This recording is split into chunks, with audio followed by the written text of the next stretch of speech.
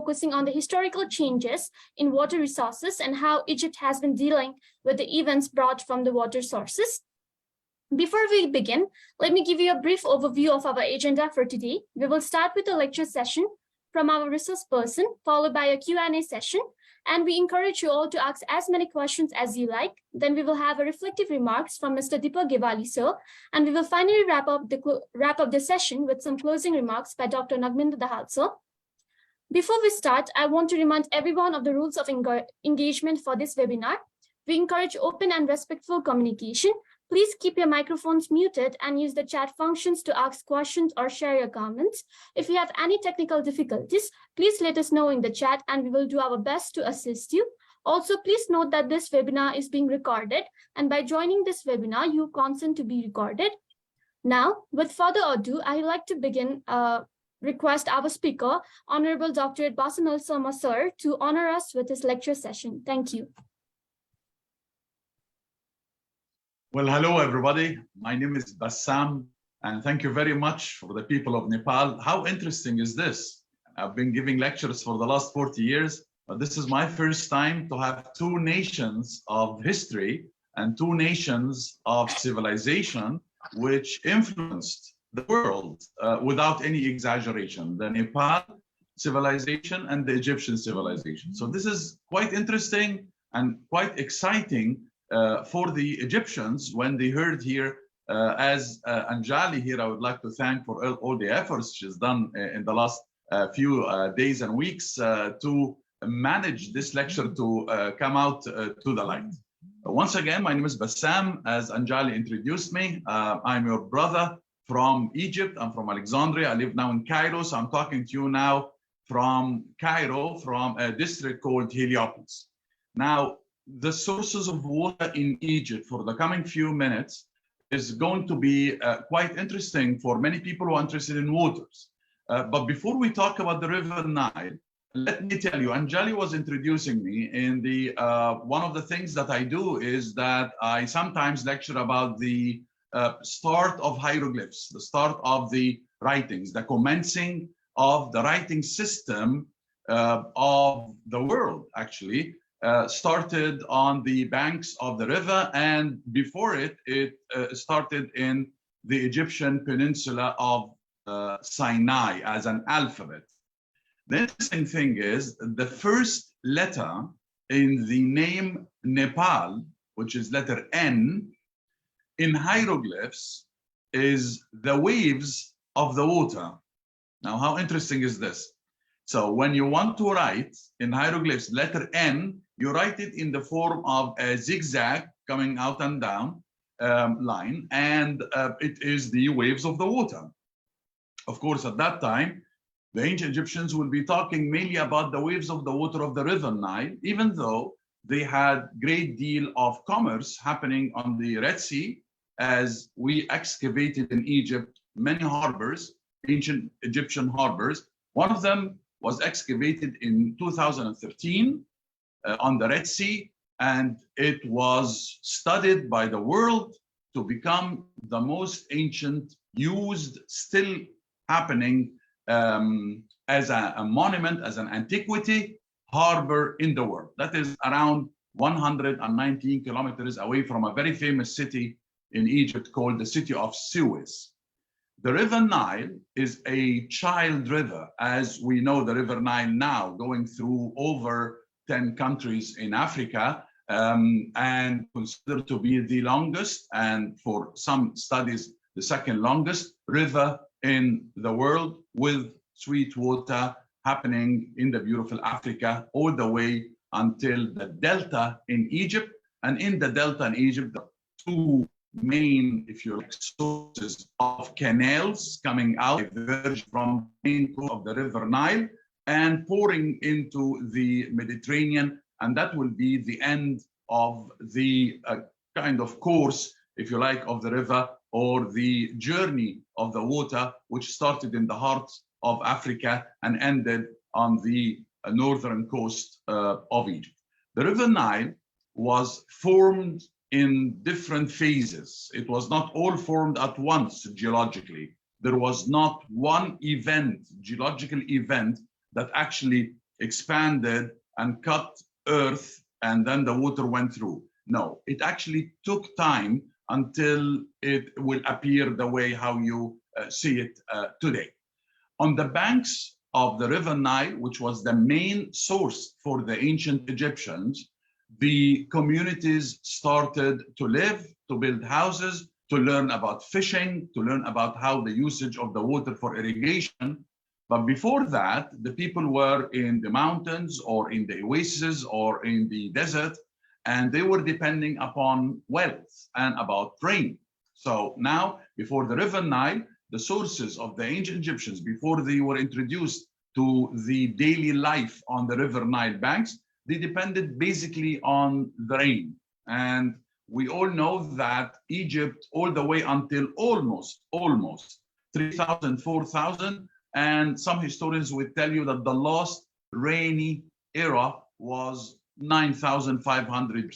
So Egypt was a very rainy country before desertification. Here is the expression, desertification, desert gaining on green, desertification, began thousands of years ago, which led today to us having around 93% desert of the Egyptian nation, and the rest is green. And there is a great deal of efforts made by the Egyptians in the last, I would say, at least 40 years to green the desert and to green yellow golden sands and change it into the green for plantation, for societies, and of course using a great deal of canals derived from the River Nile. Egyptians, as in ancient times and in modern times, were very clever and still very clever in using the water and in digging canals. And the proof for that is, for example, the Canal of Peace. Canal of Peace took place as a project in the days of our late President Anwar el-Sadat. I trust many of you know him. And of course, he is considered to be also one of our history heroes. And the decision was, we want to get the water of the River Nile into Sinai. Now, the Egyptian Sinai Peninsula is almost 61,000 square kilometers. So to green a big land like this in Egypt would need a great deal of water. Now, it rained in Sinai, and in places in Sinai like Catherine and Moses Mountain Place, you can easily see snow. Yes, believe it or not, you can see snow in Egypt. We are amazed. So you can see snow in a place called Catherine, where there is a very famous monastery, the monastery of Catherine in Sinai. There is Horeb Mountain, the close named, so-called named Moses Mountain, and so on. And in December and January, you will easily see the whole of Catherine covered in snow, just like any place else near, for example, Europe or the States or places in Asia or elsewhere in the world. So the Egyptians dug a huge canal, which, believe it or not, would go under the Suez Canal. You can believe that. From the main course of the River Nile and the Delta, they would dig the water and the water will run. And in order for the water to go from the place of the River Nile, going through the desert, and then Sinai, the Egyptian Sinai, well, here is the Suez Canal. So water should go under the Suez Canal and pour into Sinai. And they did.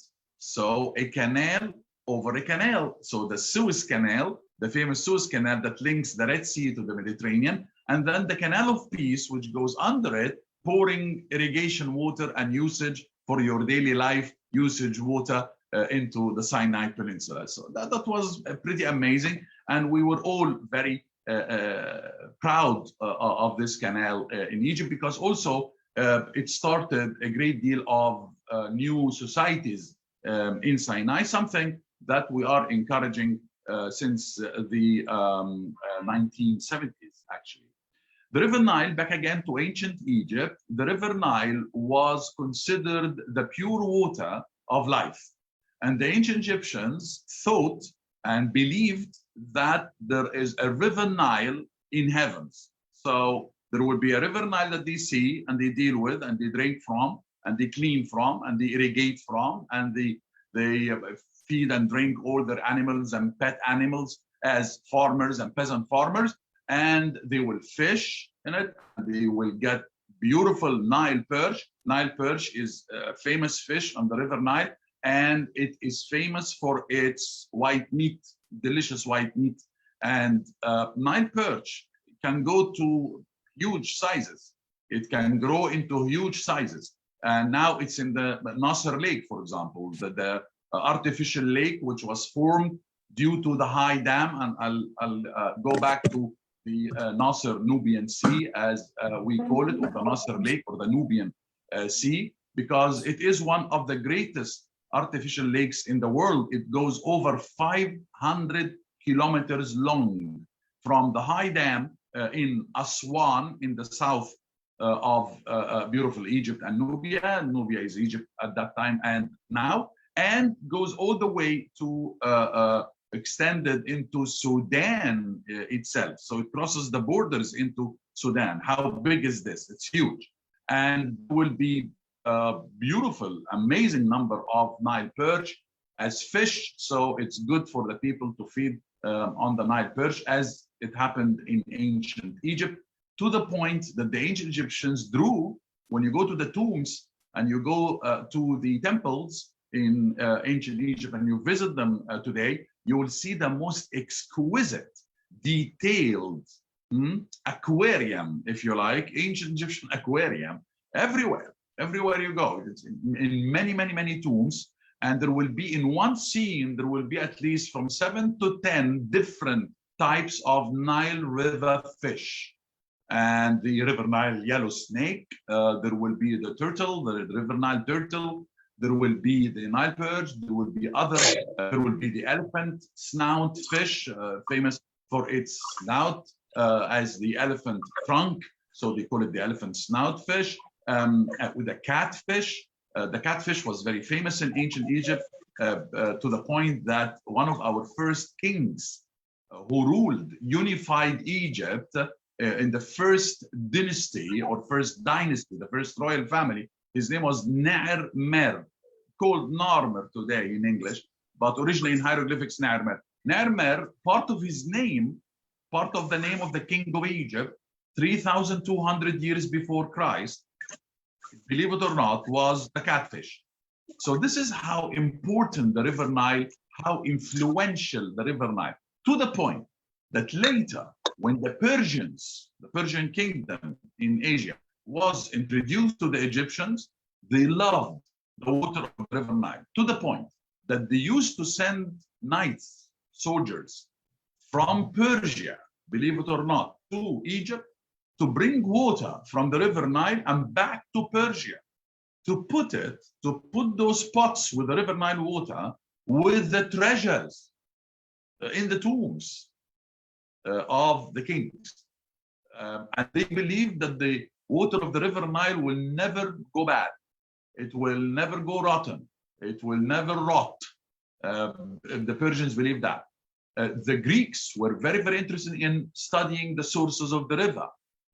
Who else was very interested in studying the source of the River Nile? Was Alexander III, the Macedonian, well known in the world as Alexander the Great. But how the ancient Egyptian peasant farmer, thousands of years ago, if he was living on the banks of the river, which was the majority of the society at that time, just like today, how would he deal with the challenges? Okay, what type of challenges? One, we have the flooding. The flooding was a major event in ancient Egypt by the River Nile. So the ancient Egyptians had to study the flooding. The flooding can be very strong. The flooding can destroy your mud brick house. The flood can take all your land and your plants and your trees and all your wheat and all your barley away. You have to study when the flooding is coming, because you don't want to sow your seeds and then the water will come with the flooding and take the seeds away. And by this, you lose your season of agriculture and plantation. So for the ancient Egyptian, he had to be clever enough, and he was, to study when is the flooding coming. So what did they do?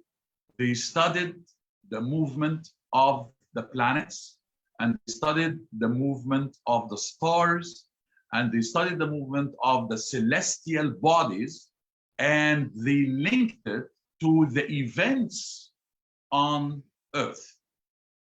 So how did they manage this? We'll take an example very quickly, a very simple way. He studied a star. We call it nowadays the Sirius star. Okay, S-I-R-I-U-S, Sirius. He called it Spedet, S-P-D-T, Spedet star. He called it like this in hieroglyphs. And he linked it to the famous female deity Isis. We all know Isis and Osiris, the famous legend in ancient Egypt. Isis, of course, is the naming which was given to the female deity later. Her hieroglyphic name was Iset. So he noticed something very interesting in heavens, in the sky. He noticed that the star Spedet, the star Sirius, disappears, vanishes from the sky every year for 70 days, 70 days. And on the 70th day, every and each year, without failing and precisely, it will reappear before dawn. And when she reappears on the 70th day, she will bring the flooding on the river Nile. So for him, the calculation was right in front of him. I will all the time stargaze. I will all the time notice the stars and notice the movements.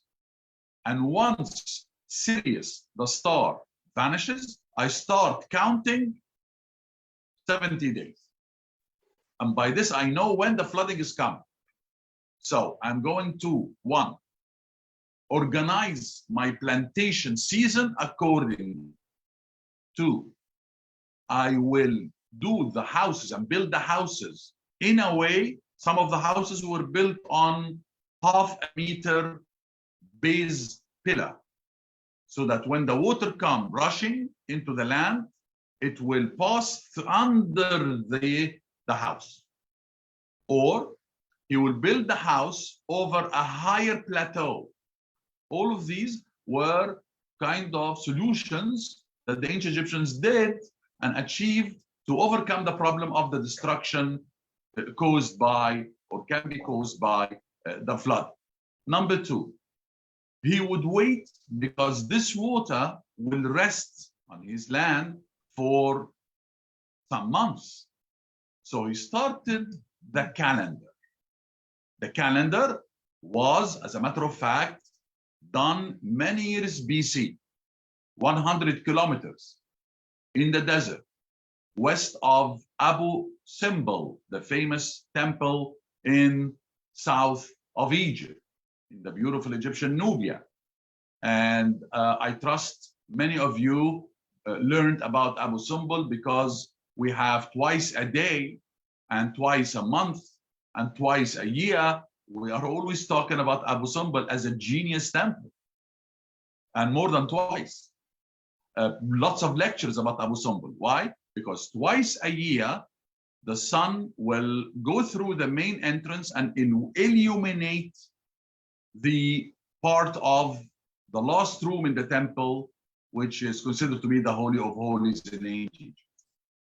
And this is the genius phenomenon of how the angle of the stray would come to the and go all the way inside the temple until it reaches the end of the temple and illuminate the king's face, Ramesses II, with 2 deities beside. So 100 kilometers west of Abu Simbel, the historians found a circle made out of number of stones, 4 meters in diameter, and inside this circle was number of blocks of stones forming two lines, one of which is north-south orientation, and the other one is an orientation of a lateral direction of 70 degrees, and it is showing us pointing at where the sun will rise in the sky the first day of the season of the summer, which was the first day of the season of the rain. So we learned from this kind of discovery that this 4 meters diameter circle, we call it Napta Playa, and I wrote a lot about it if you want to check it online. Napta Playa, put my name, put Napta Playa, you'll find lots of TV programs and lots of lectures I'm talking about it because it's an amazing discovery.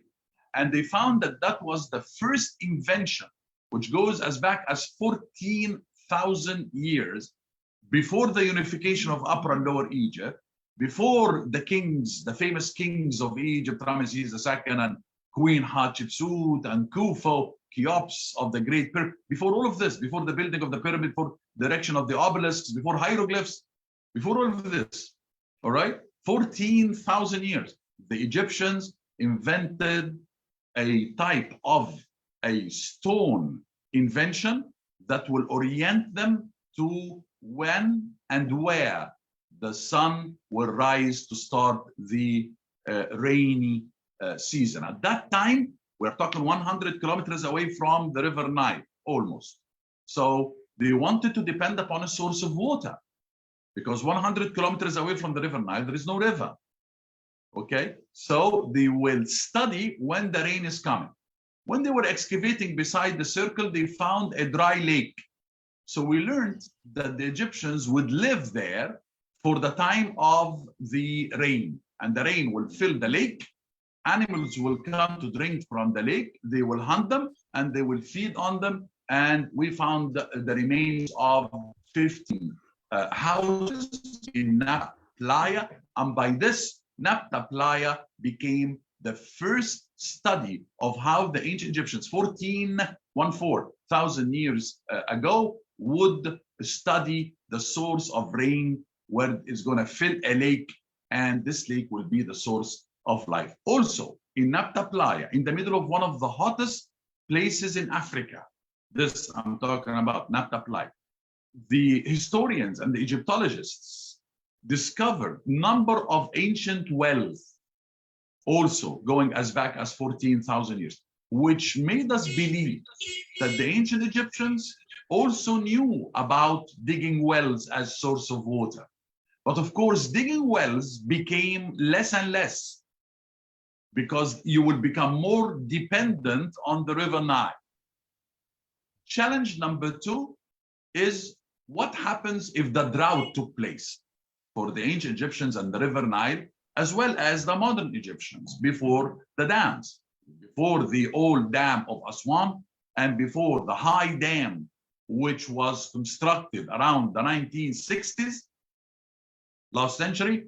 Before those dams, how did the ancient Egyptians manage if the River Nile didn't come? If this is the expression, that the River Nile didn't come, the water did not come to Egypt. So the drought, it's dryness, it's very fatal, that is, for the ancient Egyptians. So how are they going to manage? Number 1, they build dams. Yes, 4,000 years ago, the ancient Egyptians built dams, dug canals. As a matter of fact, you will be amazed to know that the first thing the king will do when he mounts the throne of Egypt, let us say the Ramesses II, let us say the famous Scorpion King. We'll take the Scorpion King as an example, okay? And by the way, when I talk the Scorpion King, I'm talking about the real Scorpion King, the real Egyptian Scorpion King, not the movie of Hollywood. The movie of Hollywood is totally wrong, of course, as usual in history. Yes, we do have a king, proven, carved, and the shape of the body, wearing the crown, and doing the festivities, doing the religious festivals, all of this, yes, we have a king in ancient Egypt, one of the first kings, by the way, called the Scorpion King, We found a piece of a very important piece of antiquities, which shows the Scorpion King with the scorpion carved in front of his crown, hence the name, the Scorpion King. And what is he doing as the religious festival? Almost 33 or 3,400 years BC. He's holding in his hand an axe, okay, which looks like an axe made out of wood, later on could be made out of metal. In front of him is a scene, and under his feet is a scene carved of water, all right? That was explained as the king digging a canal to introduce water to a place in Egypt. So Egyptologists were highly interested in this business of why the king is holding an axe and why is he digging a canal? Why is the water running right beside the king? What is this festival? What is this religion? Is it religious? Is it a religious festival? Is it something to do with the temple? And so on. At that time, on that scene, on that depicted scene, and that carved scene out, there was no hieroglyphs enough to tell us what's going on. Normally, the ancient Egyptians would explain to you in texts all the way with fine details. But here, remember, ladies and gentlemen, my honorable guests from all over the world and from the beautiful Nepal, remember that I'm talking to you, the Scorpion King. This is one of the most pioneering humans, man, who helped a great deal in the foundation of what we call the ancient Egyptian royal families period. They called it the dynastic era or the dynastic era, the era of the royal families.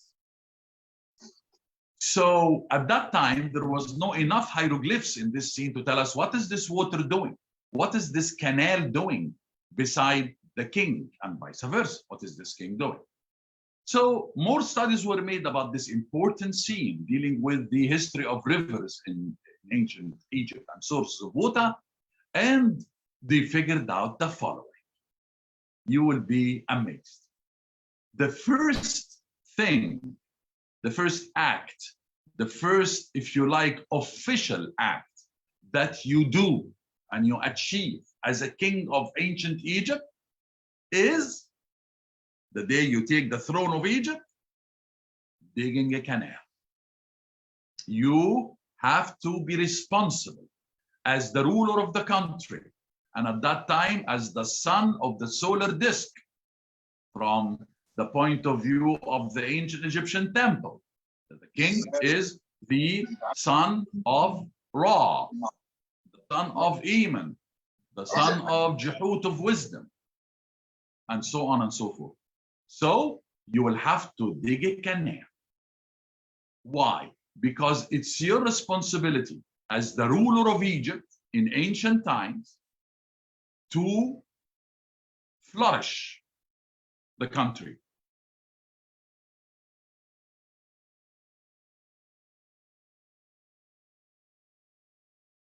You have to achieve a great deal of economy to the country.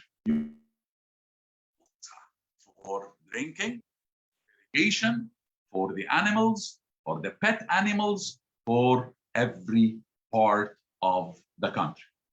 So symbolically and practically and religiously, the canal of water, which is the canal of life in a desert country or a desert dominant country like ancient Egypt, is the responsibility of the king. And what happens if the drought takes place? Then the king, in some cases, would go to the temple and will give more offerings to the deity of the river Nile. There was a deity for the dynamic movements of the water of the river Nile called Habi. Habi. You're going to read it in books and in articles, Happy, because there is no in the letter like this in English. So the English talking people would write it Habi or Happy, H-A-P-I. But in hieroglyphs, it's Habi. Anyway, so Habi is the deity of the movement and the dynamic movement of the waters in the river in Egypt, in ancient Egypt. And you will see him a lot depicted on the walls of the temples. If you go to the temples of ancient Egypt, you will find Habi as a man with a big belly and with a heavy female breast. And that was the sign and the symbol of fertility for the ancient Egyptians, because the river Nile will bring fertility, will bring mud, will bring silt. And that is the secret of success of the river Nile in ancient Egypt, that when it will flood, it will bring with it the silt. It will bring with it the mud. Now, the flooding season will stay for 4 months in ancient Egypt. So the ancient Egyptians, remember I told you about the star that they studied? And they knew that when the star will reappear on the 70th day before dawn, this star will bring the flooding with it. All right? So they will start counting 4 months as the month of inundation, as the months of flooding, as the months of inundation, as the season of inundation. Ancient Egyptians invented the calendar from there. So 360 days, it didn't work. So they added 5 more days to the year to become 365.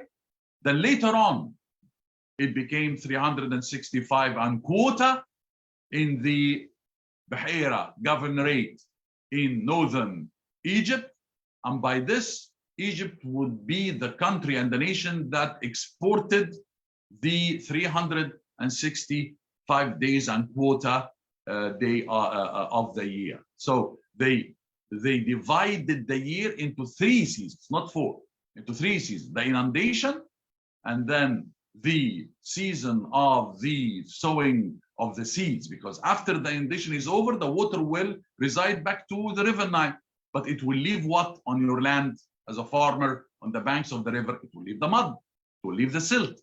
So you will sow, you will throw the seeds, and you will wait right beside the seeds and protect it from animals and birds and so on, so that you can find it coming out into a form of beautiful plants and beautiful wheat and beautiful barley. You can make bread. You can actually plant. They love planting spring onions. They planted lotus flowers, as you know. There will be the papyrus up in the big rushes in the delta, and so on and so forth. So what are we talking about here? We're talking about a civilization that invented calendar. It invented directions. It invented in Nabta Playa what you would like to call nowadays the GPS, which is showing you Google Earth, actually. Google Earth. 14,000 years ago, there was Google Earth in south of Egypt. By the way, to those who would like to see that 4 meters diameter invention, which I believe it's an invention that changed the world, you can see it in the garden of the Nubia Museum in Aswan, in the beautiful Aswan. You have to visit beautiful Aswan. Oh, what a beautiful city. Finally, as we are getting closer to my time, we got 5 minutes to go. Interestingly enough, we are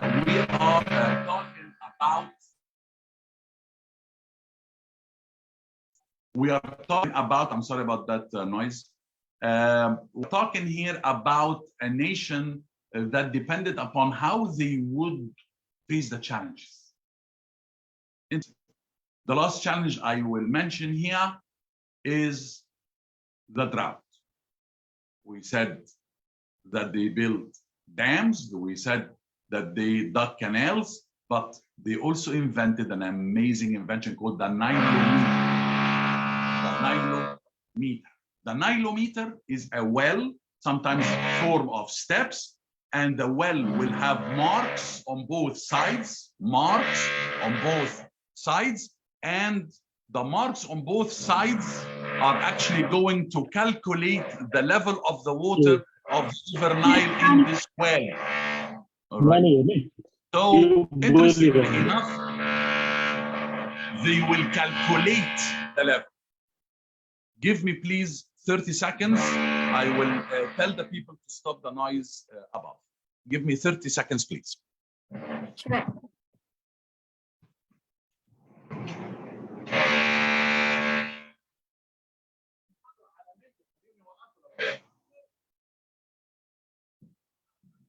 في محاضرة عالمية يا جماعة شغالة دلوقتي ولا تسمعوا محاضرة عالمية في العالم بعد إذنك. في نص ساعة عندي محاضرة عالمية. بعد إذنك أنا آسف.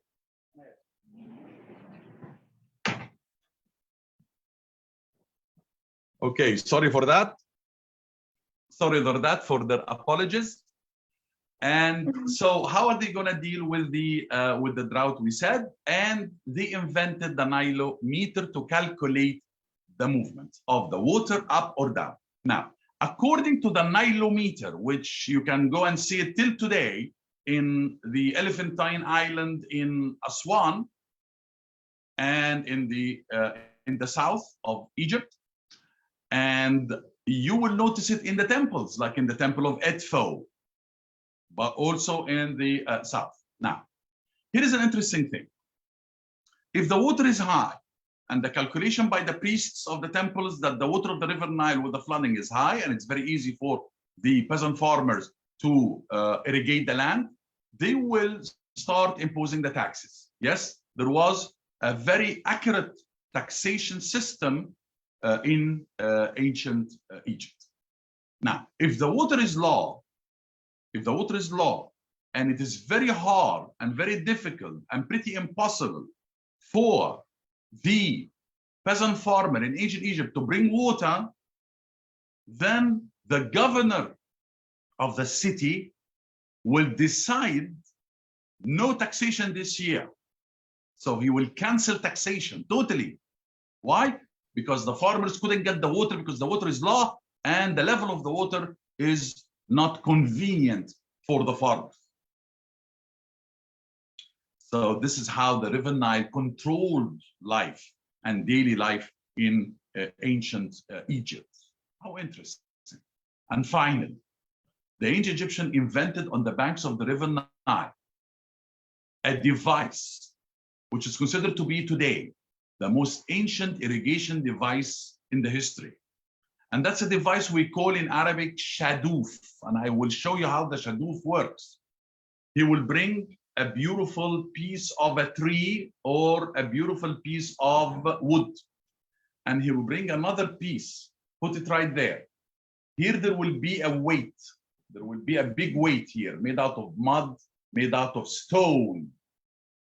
And here we are having a rope coming down with a bucket. Here comes the farmer, and he will use the weight, which is right here, to drop the bucket, which is right there, into the water to bring the water from a lower level. Fill the bucket and use the weight to bring the bucket up easily, like a lever. And the water bucket will be in your hand, and you will throw the bucket into a small canal, which will go towards your land. Finally, the ancient Egyptians believed in the field of heavens. They called it Iaro. Iaro in hieroglyphs, Iaro. Iaro in hieroglyphs is heavens. And the ancient Egyptians believed that they all wanted to go to Iaro. They all wanted to go to heaven. Don't we all? So, in order for you to go to the Iaro, in order for you as a person in ancient Egypt to go to heaven, to live beautiful, happy life in heaven forever and ever, you have to not do 42 sins according to their religion. 42 knows. The negative confession, the confession of no, you have to say no. And for the 42 no's, one of them is no, I did not. No, I did not. No, I did not pollute the river Nile. No, I did not pollute the river Nile. That is what, as an Egyptian, you would say in front of the gods, of the deities, when you are in your day of judgment, and you say, I did not kill, no, I did not lie, no, I did not look at my neighbor's wife, no, I did not steal, no, I did not get drunk, no, I did not take milk from the mouth of a child, no, I did not lie about the weight in commerce. Lots of no's, lots of negative confessions you have to do in order for you to go to the Iaro, to go to the field of reeds, field of green, field of canals. And finally, we have a gentleman who on the walls of his tomb drew in color over 3,000 years ago what he believed Iaro will be. And he drew himself and his wife and his pet cow and bulls while he was plowing the land. And he surrounded the field of reeds inside and surrounded it from outside by canals of water. Water in ancient Egypt hieroglyphs was called Mu, M-W. M-W is water, Mu. A true the big river, the great river, a true that is one of the namings of the river Nile. And here I conclude my talk, and back to you, Anjali, and to my beautiful attendants. Thank you for listening to me, and I'll be more than happy to answer any questions. Thank you so much, sir. That was a great knowledge and information for us from how the weather pattern of Egypt has changed from rainy to now a deserted nation, and how we can see snow in places like Catherine, about how you explained to us about Blue Nile and White Nile, and about how the Egyptian and Sudanese civilizations were a part of Nile since antiquity. You also have told us very detailed about how flooding had occurred and how the ancient Egyptian civilization had studied the movement of celestial bodies and tracked the floods, and about the great scorpion kings and how he had played a great role of his dynastic eras of royal families, and also how the 365 days of year came from the history of Egypt, calendars, directions, and GPS that we are using as a modern tool right now. I'm sure our participants here have a lot of questions to ask you. So if any one of you have questions, you can leave the question on the chat box below, or can unmute yourself and can ask the question to the sir.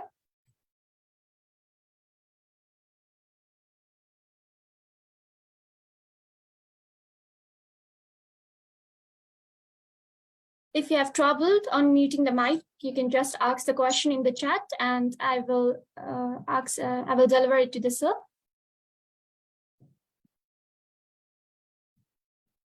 If anybody would have any inquiry about the sources of water in Egypt, I'll be more than happy to answer them.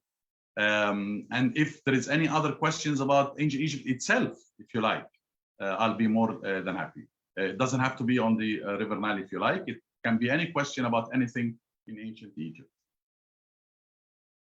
So we have a question here from Naminda Dahal, sir. What is the impact of climate change in Nile River and economy of Egypt? Good question. Thank you very much, sir.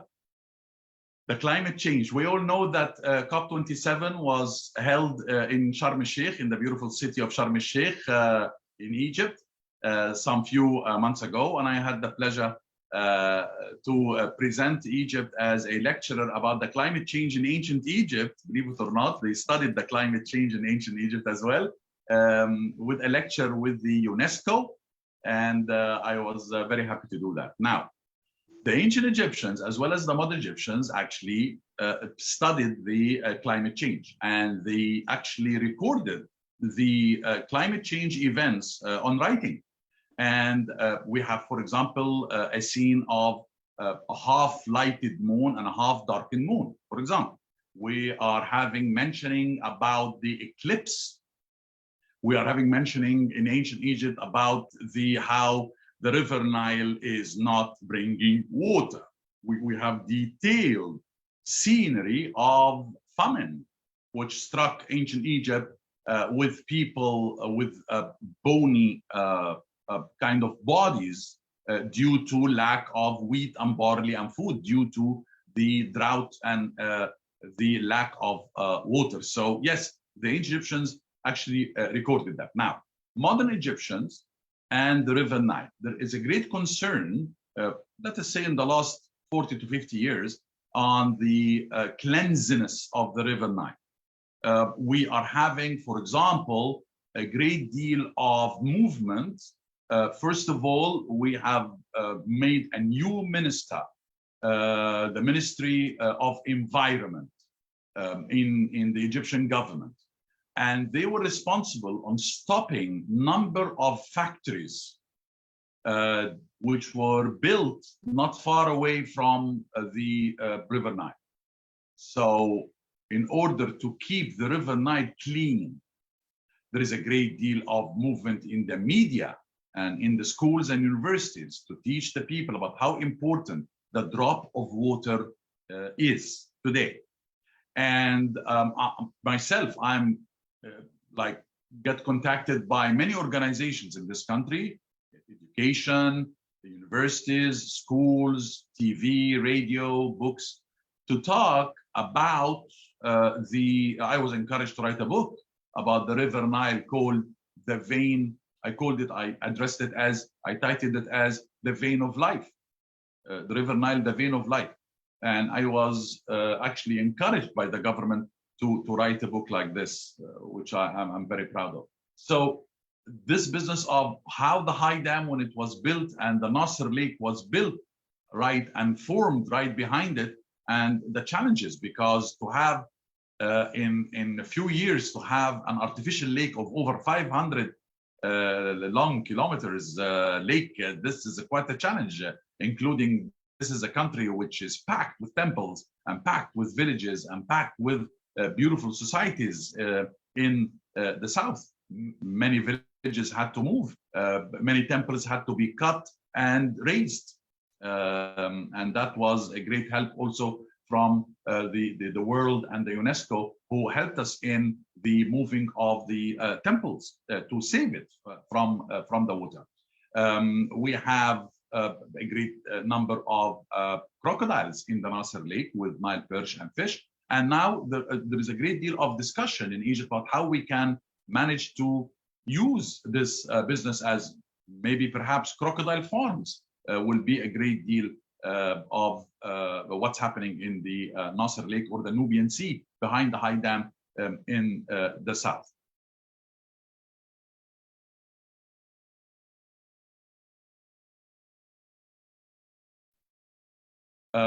Are we suffering from lack of water?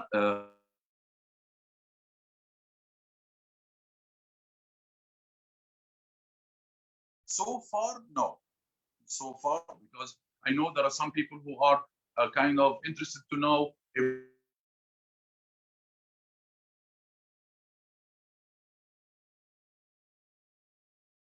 the dam kind of decisions by Ethiopia on closing and the lakes and so on. But I guess now politics came in, and the talks are happening for the last few years, so that Ethiopia will have its water and Egypt will have its water, and nobody gets any negative influence. So are we aware of the importance of water? Yes, and we became more aware of the importance of water when the dam of Ethiopia started, as news started to appear on the land, and with many kind of meetings made, diplomatic meetings made between Egypt and Ethiopia, so that everybody will have his share of water without being influenced, especially countries in Africa, as you well know, will depend upon water not only as sources of water, but also sources of electricity, because the high dam gives and generates a great deal of electricity to the country, as well as the dam which are built in other countries like beautiful Sudan and beautiful Ethiopia. Get a second question, please. For the second, we have a comment from Mr. Deepak Givali, sir, who will be later giving his reflective remarks as well. He has said that excellent presentation, Dr. Bassam. I will be making similar comments with what you said with cultural practices in Himalaya Ganga that we will be doing after the question and answer discussion. We have another question from Sushant Dahal. He says that Nile flows through a lot of countries. How is water managed internationally between the countries? Water sharing among countries? Yes. We were just talking about how the politics came in to solve a very, very sensitive issue, actually. I have to say, it's a very sensitive issue because we're talking about over 9-10 countries, right? And we are talking about basically most of the countries that the River Nile goes through depend upon the River Nile, all right? So in Egypt, we have lakes, we have wells, as we said. We have a great projects which took place in the last, I would say, 10-15 years in making the salty water into kind of drinkable water used for irrigation, trying to deal chemically with all sorts of water so that it can be correctly used for irrigation for the land. For example, that is happening a lot today in Egypt. That is, you deal with the water chemically and you try to fix it chemically so that you can use it. Kind of turning the salty water into the sweet water. So yeah, there is a great deal. Now, for the question is, how do we deal with it? How those countries? Actually, those countries, when they meet the representatives, everyone will be introducing the needs. And as you all well know, the needs changes according to the number of people. So if the number of people in a country is increasing, so the usage of water and the need for water will increase.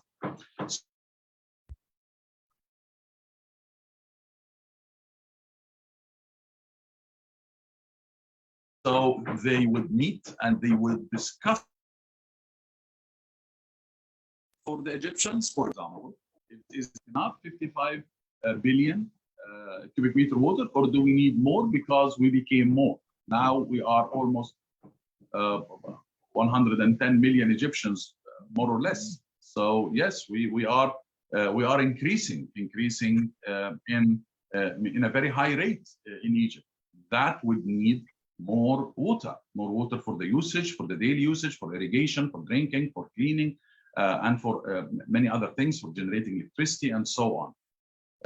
So yes, it's quite a sensitive issue, and I would, as a non-governmental person, I would participate with my own proposals of that all of Africa should actually unite, so that we don't go through what we went through.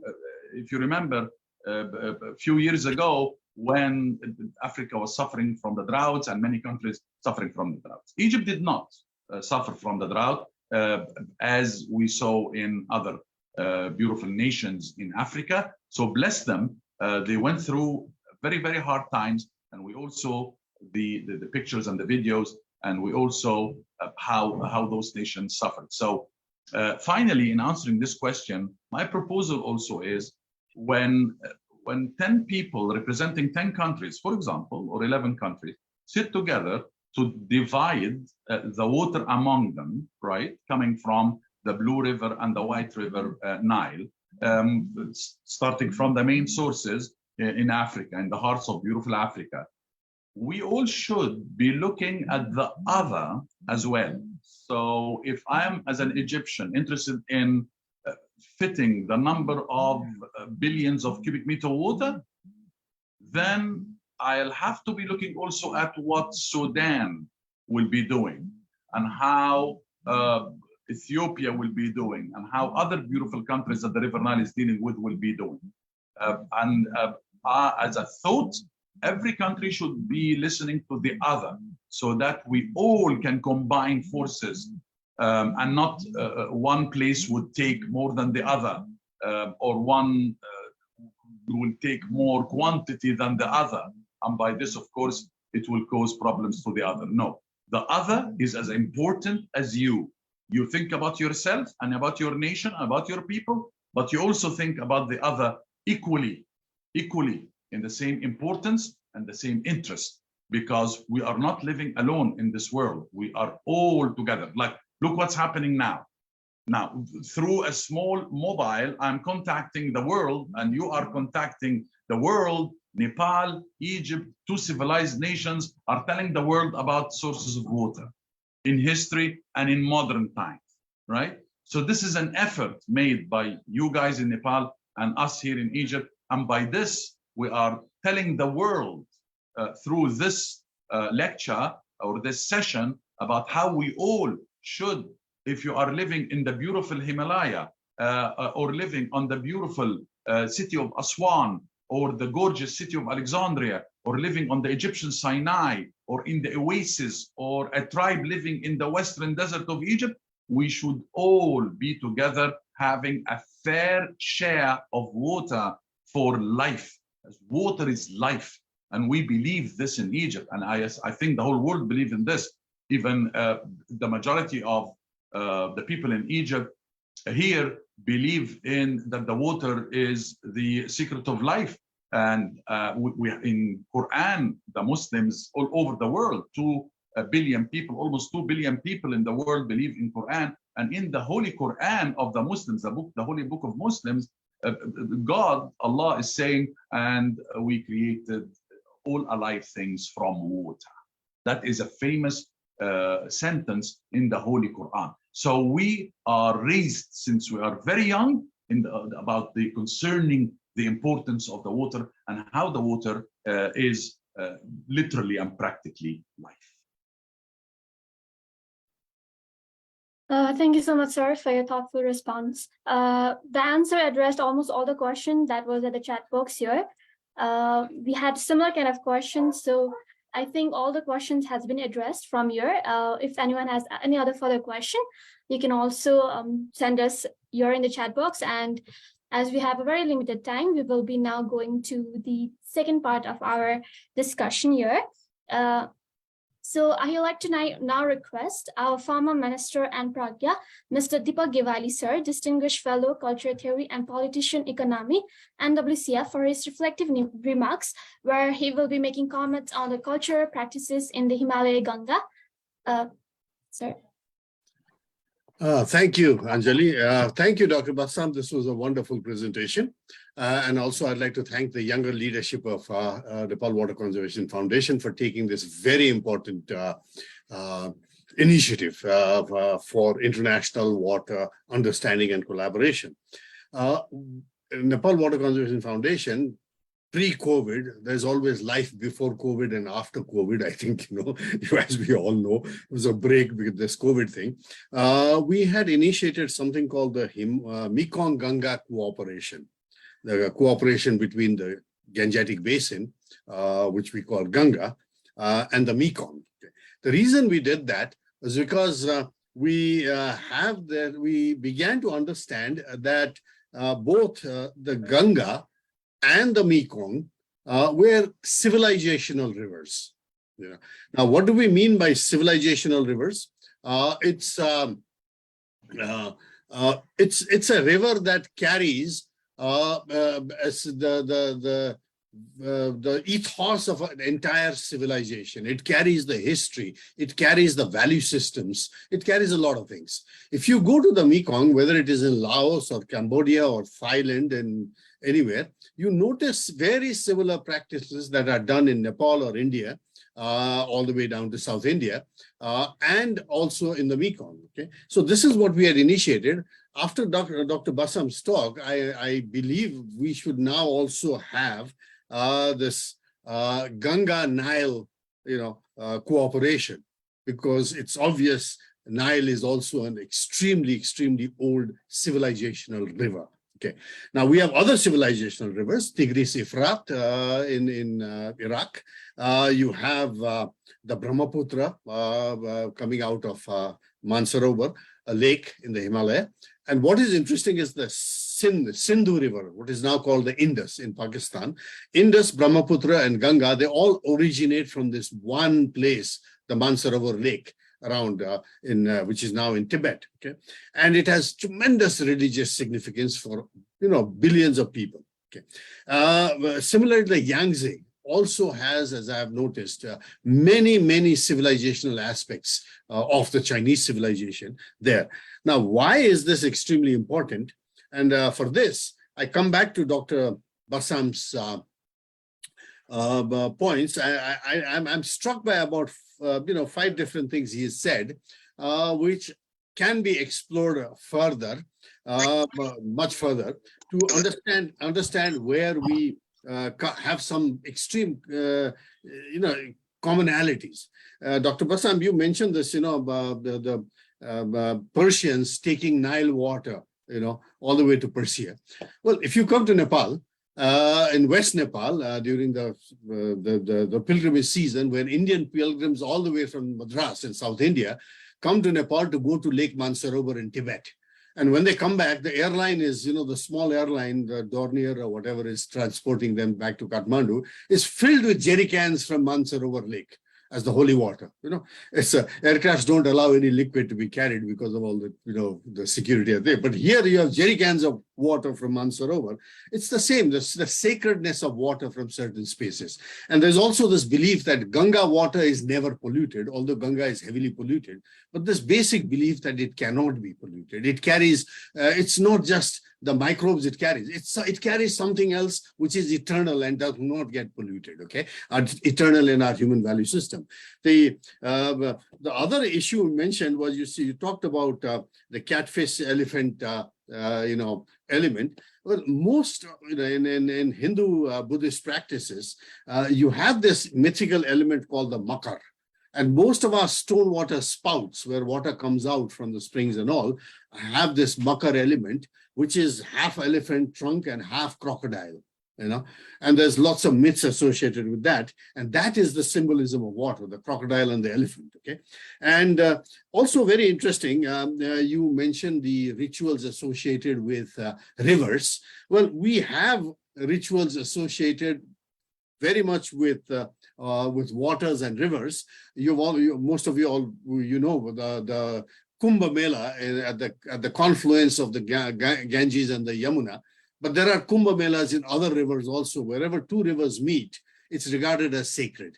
Okay, and in the Kumbh Mela, the last one, which happens on the zodiac cycles of 12 years with Saturn and Jupiter in certain conjunction, the last 100 million people visited Allahabad Sangam in India. Okay, all my relatives, we ask, where are they? Oh, they've gone to Allahabad. So that is how it was. It's also there in Nepal, in all the smaller sangams. But the interesting point is the river Sangam, where 2 rivers meet, and there is a belief that there's a 3rd river underground, which is groundwater backflow, actually. It's called Saraswati, the 3rd river. These 3 rivers in Hindu yoga practices of Raj Yoga are equated to the variety of vitality human channels. All the way from the spine up to the crown of the head, is compared with the confluence of 3 rivers that we have in our own human body also. So it's a matching confluence, okay? And finally, what I was really struck by is when you mentioned the crowning of, and I'm using an Anglo-Saxon word, okay, crowning, which does not match our civilizational word, and I'll explain in a second, the Egyptian ancient kings, okay? Now, in Hinduism also, a crown has really no significance. It's just an ornament like a earring or a ring you wear on a finger. It's important, but not that important. The word for coronation, coronation is a Northern European word of Viking kings putting crowns on their head and having the authority. In Hinduism, the word is Rajyabhishek. and is translated wrongly as coronation. A colleague of ours in NWCF, who's done his PhD on water, Dr. Sudhindra Sharma, first mentioned this to me when he studied both India and Bangkok on the rivers and water, and Nepal, where the word Rajya Vishek comes from two words. Rajya means state. Okay, Avishek means you are bathing in the holy waters. The process of bathing or sprinkling holy water on by a priest during religious ceremony is called Avishek. Okay. Now, what is Rajya Vishek? A king, a prince is born, a king is made. A prince is made into a king when his father dies. And that happens in the Hindu Buddhist, and the same with the king in Thailand, by the way. The Hindu Buddhist practice, waters from all the rivers, the sacred spots of all the rivers in the kingdom are collected. In Nepal's case, it's 108 pots of water, 108 being a holy number. And especially from rivers that are, when they bend around, the northern flowing rivers for some reason are regarded as very sacred. Nile is very northern flowing, so the whole of the Nile is sacred, I guess, in Hindu terms. But the waters in 108 pots are collected and by priests and brought to the palace, where the king is then bathed in those 108 pots of water. The waters of those rivers wash the king, and he then becomes king over all the land that the rivers have washed. Now, this is an extremely important symbolism, that one has to do. So I would close by basically saying that I think we should begin this process of Nile-Ganga collaboration to understand these deeper ethos. I would also like to add that, given that our birth to death rituals are associated with rivers, when I die, I'll be cremated and my ashes will be, consigned to the river, to be flown away, taken away by the rivers. It happens all our birth and death rituals. Like Kumbh Mela in Nepal, we've just concluded this Sali Nadi festival, in a 1-month festival in Kathmandu, in one of the small holy tributaries of the Bagmati River. Okay, so what is important, it is in modernization process that we do studies of geological, hydrological events, and all these are extremely valuable. Okay. The problem came when, with modernization, came this economic reductionism. We began to reduce the value of everything to its immediate economic value, forgetting the other non-economic values that are even more important for life, for collective life of not just communities, but entire nations, entire collection of nations along a river. So this is where I think, we need to, in addition to the Mekong-Ganga collaboration that we had initiated past, there's a need to, again, revitalize that. There's also a need to begin this Nile-Ganga collaboration. I end with that, with again thanking Dr. Bassam for an excellent talk that has provoked our thinking into moving into this new direction. Thank you very much. Thank you so much, sir, for your reflective remarks and your insightful contributions. We have got the opportunity to learn from and understand from both the perspective of Egypt and Nepal. Now, if our resource person for the day, Honorable Dr. Bassam Al-Sama, have anything to say addition to it?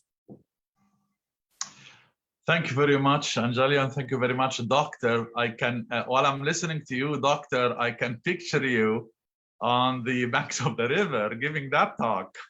That would be amazing. Wow. The proposal is beautiful on having a unity between Ganga, Nepal, Himalaya, River Nile, Egypt, ancient, modern civilizations, as I mentioned before. So yes, of course, I'll be more than happy. And I can also picture something while our Honorable Doctor was giving his beautiful and very interesting lecture, very informative lecture. Thank you very much, Doctor.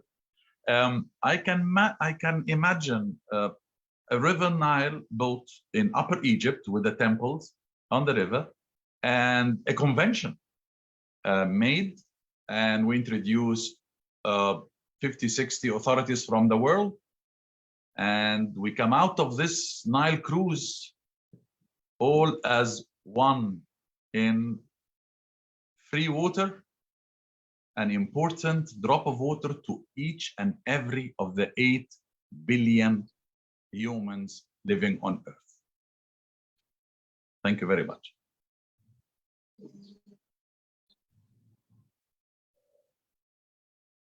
Thank you so much, sir. We really hope to continue this dialogue and collaboration between Nepal and Egypt in future. It was really grateful for having you and giving your valuable time to us. Now, without further ado, I would like to request Dr. Nagminda Dahal, sir, Chairperson, Climate Change Adaptation and Management, NWCF, for summarizing today's event and formally ending the session. Thank you. Thank you so much. First of all, it's my great privilege to have with you all together. This is a very great moment for NWCF because Dr. Basamuel Sama, you have come all the way from Egypt to connect with us in the Himalaya region, and the Nile story.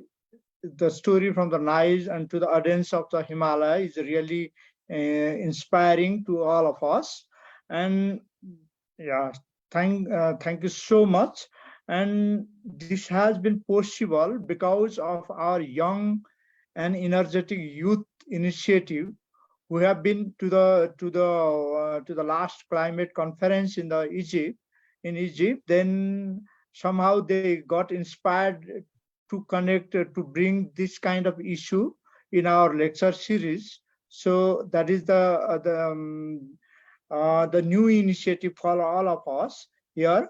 And as you are the renowned historian and author and lecturer and winner of the big prizes of UNESCO and other agencies, it gives us a great privilege to host you at Nepal Water Conservation Foundation platform with the 73rd Pani session. This is it started back in 1997, as I already mentioned, and now it happened to continue by the youth-led initiative. And you have with your story, we see that the Himalaya issue in the Himalaya region, the issue of water resource is really challenging, and our youth are really worried about that. But your knowledge, your inspiring story have added, complemented their understanding to manage water from the history to the current and the present generation. And our Pragya Deepak Gyawali, who is the founder of the Nepal Water Conservation Foundation as well, and is our guru. And he has complemented with his own knowledge from on the Himalaya Ganga theme. He's a renowned author, and he's a well-inspiring person all over the world to talk on the water issues, particularly with the cases of the Himalaya. So these two lecture back to back has complemented, make this lecture series a very inspiring and great one. And I would like to thank you both of you for this illuminating knowledge, insightful details. And going by, I would like to thank our participants. I saw there were 45 participants in the direct in the Zoom, but many more others in the Facebook Live. Majority of them were there 20s and 30s. So they're young and graduates and inspiring youth leaders. And one more thing is important is that majority of the participants are female. So this is also very encouraging to all of us. So this is all possible because our youth team has worked very hard, particularly our NWCF Youth Focal Point, Anjali Chalise, who have worked very hard to manage all those details in the background. And under the leadership of Lalmadi Wagle, Executive coordinator of Nepal Water Conservation Foundation. I would like to thank both of them. And finally, the team of youth-driven network called Unify. This is the this one WMO supported youth initiative. Nepal chapter Unify has done a lot of work to contribute to drive this lecture series toward the more youth audiences. So for this purpose, I would like to thank Unify team, and finally, I would like to all those, the rest of the participants and everyone for joining this virtual lecture series. Thank you so much.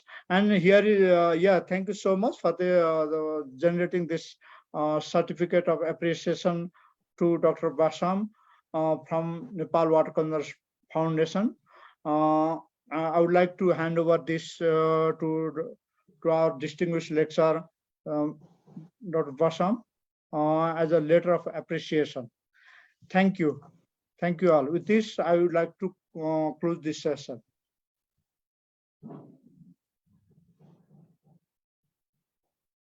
Thank you very, very much. What a beautiful certificate of appreciation. Thank you, sir.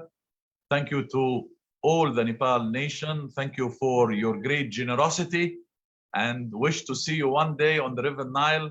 And I would love to come to Ganga and Himalaya and Nepal to visit it as a beautiful country with beautiful people, with kind hearts. I will treasure this certificate and I will convey it to the Egyptian people and the Egyptian media.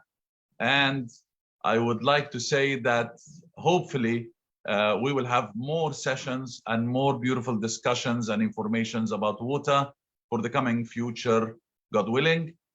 All my love and all my heart goes to you in Nepal and to the whole world.